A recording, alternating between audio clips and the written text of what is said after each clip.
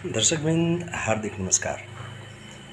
म आज कुरा गर्दैछु नेपालको भूमिमा प्यालेस्टाइन जिन्दाबादको नारा लगाइएको सन्दर्भमा। हुन त नेपालको धेरै राष्ट्रहरूसँग कूटनैतिक सम्बन्ध छ। सबैसँग कूटनैतिक मर्यादा नेपालले पालन गर्दै आएको छ।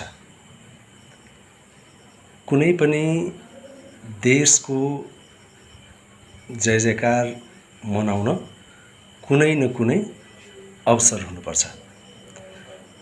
खास गरी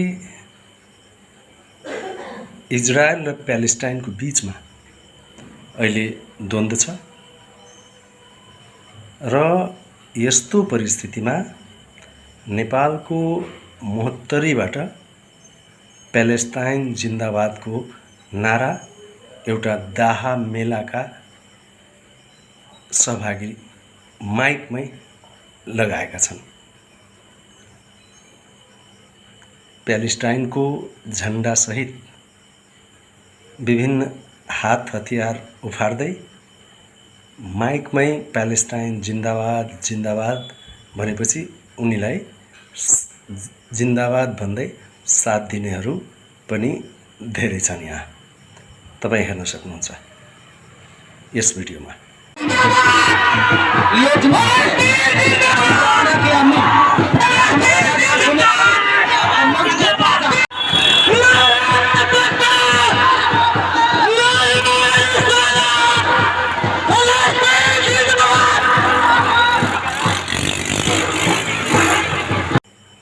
प्यालेस्टाइनको झन्डा उचाल्दै प्यालेस्टाइन जिन्दाबाद जिन्दाबाद लगाइएको यो ठाउँ हो महोत्तरीको पिपरा गाउँपालिका वडा नम्बर 3 अवस्थित यो मेला परिसर।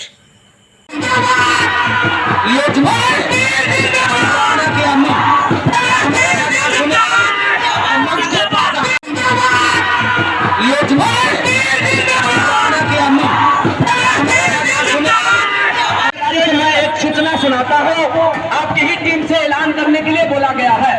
बसैया और रुपैठा चले जाएं और पूरा खिलवाड़ी मैं धन्यवाद देता हूँ।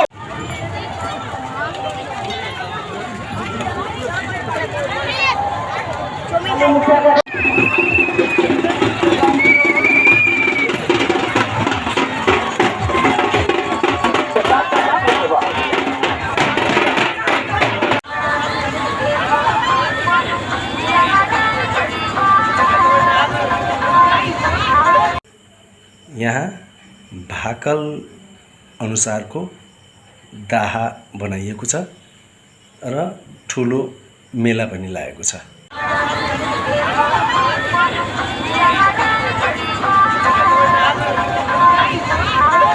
निश्चित रूपमा मेलामा धेरै सहभागी हुन्छन् र खास गरी दाहामा जुन प्रकारको प्यालेस्टाइन जिन्दाबादको नारा लगाइयो त्यो कतिको जायज छ त।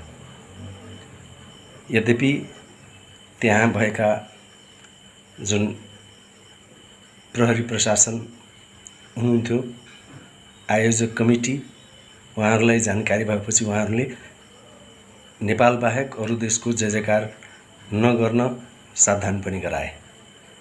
तर के यत्तिकैमा भो त?